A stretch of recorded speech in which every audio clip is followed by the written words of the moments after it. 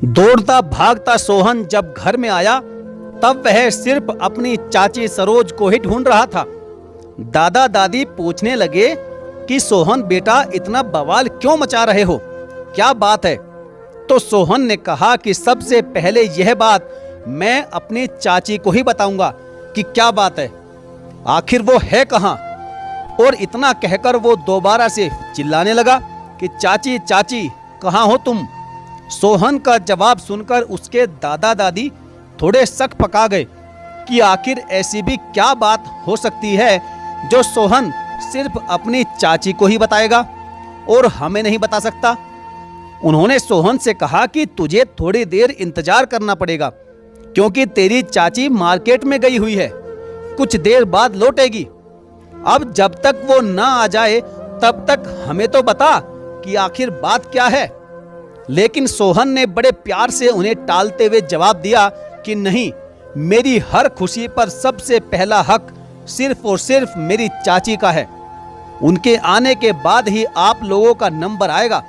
और इतना कहकर सोहन बड़ी ही उत्सुकता से चाची के आने का इंतजार करने लगा। कुछ देर बाद सरोज जी भी आ गई। वह ठीक से बैठी भी नहीं थी कि सोहन दौड़कर उनके पास गया और सबके सामने उन्हें गले से लगा लिया। सोहन की इस हरकत पर उसके दादा दादी आश्चर्य से उसे देखने लगे। सरोज जी भी कुछ समझ नहीं सकी और कहने लगी कि सोहन छोड़ मुझे, यह क्या पागलपन कर रहा है। लेकिन सोहन उसे छोड़ ही नहीं रहा था और बस कुछ देर के लिए कसकर पकड़े हुए था। अब तक तो सरोज जी भी शक पका चुकी थी क्योंकि उन्हें समझ ही नहीं आ रहा था कि अचानक सोहन को हो क्या गया है और वह ऐसा बचपना क्यों कर रहा है। उन्होंने कहा कि सोहन अब मुझे साफ साफ बता कि आखिर बात क्या है। आगे जो सोहन ने कहा वह सुनकर तो सभी के पैरों तले जमीन खिसक गई। सरोज जी के भी आश्चर्य की सीमा नहीं रही और दादा दादी भी कुछ बोल पाने की स्थिति में नहीं रहे। सोहन अपनी चाची जी को छोड़कर पीछे हटा और अचानक से उनके चरणों में नतमस्तक हो गया। सरोज जी एकदम से पीछे हट गई और कहने लगी कि अरे अरे सोहन, यह क्या कर रहे हो तुम? इस तरह मेरे पैरों में क्यों लेटे हो? चलो उठो।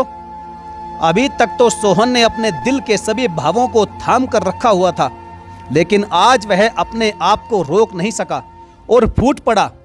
उसने अपनी चाची के पैर पकड़ लिए और रोते हुए कहने लगा कि चाची जी, आपने मेरी जिंदगी बदल दी।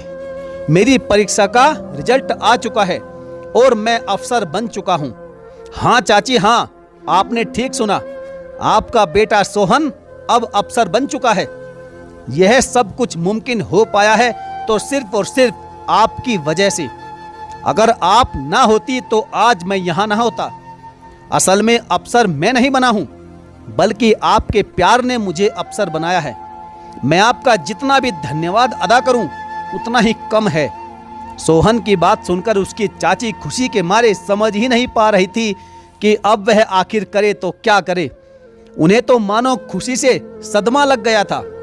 वह मुंह से तो कोई शब्द नहीं बोल पाई, लेकिन उनकी आंखों से बहते हुए आंसुओं ने सब कुछ कह दिया था। आज सोहन अफसर बन चुका था, लेकिन जब वह अपने बचपन में जाकर देखता है तब उसे लगता है कि शायद उसके जीवन में उसकी चाची अगर ना होती तो उसका क्या होता, वह कहाँ होता, न जाने वह जीवन के किस मुकाम पर होता।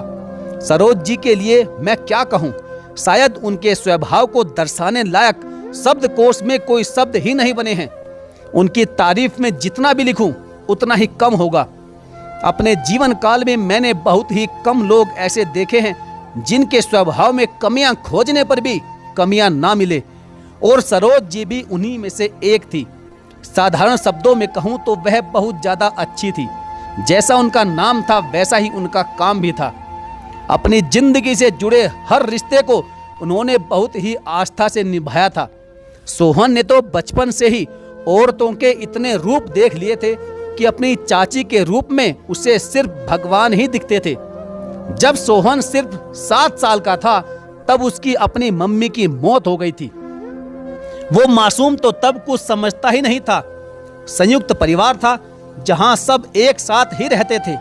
एक ही रसोई थी, इसलिए सोहन के चाचा चाची, दादा दादी भी एक ही घर में थे। हमारा समाज भी बहुत ही अजीब मानसिकता वाला है।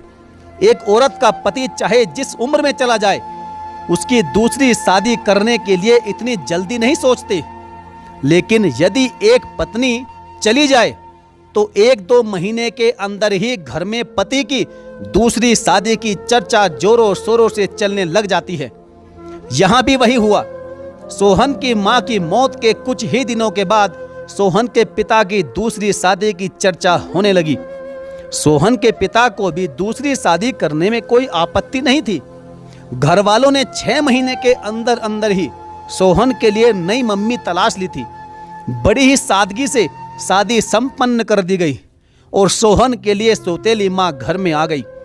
सोहन की सौतेली माँ स्वभाव में बिल्कुल भी अच्छी नहीं थी। वह घर में सोहन की माँ बनकर नहीं, बल्कि सिर्फ उसके पति की पत्नी बनकर आई थी। बहुत जल्दी उसने अपना रंग भी दिखाना शुरू कर दिया था और सोहन को तो वह शुरू से ही नजरअंदाज करती थी, नापसंद करती थी उसे। घर वाले सब कुछ देख रहे थे, लेकिन कोई कुछ नहीं कह सका, क्योंकि सोहन के पापा अपनी नई नवेली दुल्हन के मोह में सब कुछ भूल गए थे। वह जैसा उन्हें करने को कहती थी, सोहन के पापा ठीक वैसा ही करते थे, क्योंकि वो उसे नाराज नहीं करना चाहते थे। बहुत जल्दी सोहन की नई मां ने संयुक्त परिवार को भी अलग करवा दिया और अपने पति को लेकर घर से अलग रहने लगी। इधर दादा दादी और चाचा चाची बहुत अच्छे से जानते थे कि नई बहू सोहन को बहुत नापसंद करती है, इसलिए उन्होंने सोहन को उसके साथ नहीं भेजा। नई माँ तो वैसे भी देखा जाए तो यही चाहती थी कि वो अपने पति के साथ अकेली ही रहे और अपनी संतान पैदा करे, लेकिन सोहन के पिता ने भी उसके चाचा और चाची के भरोसे उसे छोड़ दिया और अलग हो गए। मात्र 7 वर्ष का यह बच्चा अपने माँ बाप से अलग हो चुका था और अब सिर्फ अपने चाचा और चाची के भरोसे पर था। ऐसी परिस्थिति में यदि कोई भी और होता तो सोहन को एक बोझ ही समझता, लेकिन सरोज जी ने उसे अपना बेटा समझ लिया था। जिस बच्चे को उसके सगे बाप ने भी अपनी नई पत्नी के प्रेम में अंधा होकर अकेला छोड़ दिया, उस बच्चे को माँ का प्यार मिला तो अपनी चाची से। सोहन के लिए सरोज जी के प्यार में किसी तरह का कोई भी दिखावटीपन नहीं था, कोई छल कपट नहीं था तो सिर्फ और सिर्फ निस्वार्थ प्यार। इधर सोहन ने भी अपनी नई मां के रूप में औरतों का बहुत घिनौना रूप देख लिया था। बचपन में ही उसने तिरस्कार झेल लिया था, इसलिए अपनी चाची से मिले हुए प्यार का उसे बहुत एहसास था। हालांकि बहुत छोटा था, लेकिन इतना तो वह समझता ही था कि क्या अच्छा है और क्या बुरा है। समय अपनी गति से चलता रहा। सोहन के पिता कभी कभार उससे मिलने आ जाया करते थे और उसका हालचाल पूछ लिया करते थे। वह भी निश्चिंत हो चुके थे, क्योंकि वे जान चुके थे कि उसकी चाची उसे अपना बेटा मान चुकी है।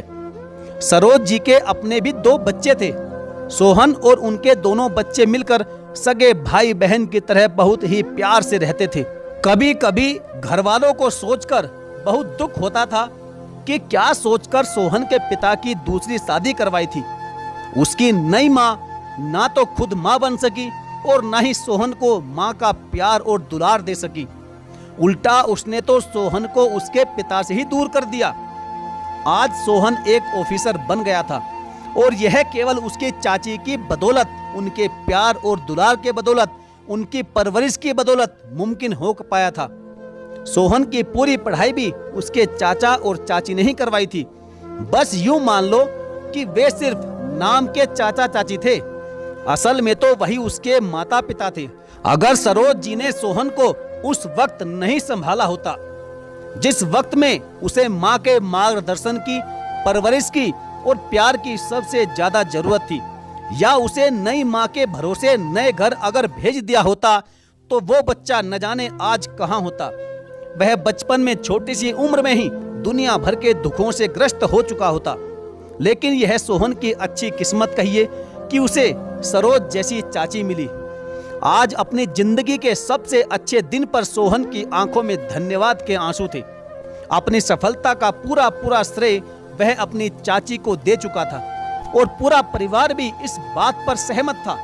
सभी ने सोहन की सफलता का श्रेय उसकी चाची को ही दिया और सरोज जी को भी लगा कि मानो आज उनकी सालों की निस्वार्थ तपस्या का उन्हें फल मिल गया हो। साथियों, किसी ने सही कहा है कि कई बार हमारे जीवन में ऐसे लोग हमारे सबसे अधिक काम आते हैं जिनसे हम बहुत कम उम्मीद रखते हैं और जिनके कंधों पर हमारी पूरी जिम्मेदारी होती है।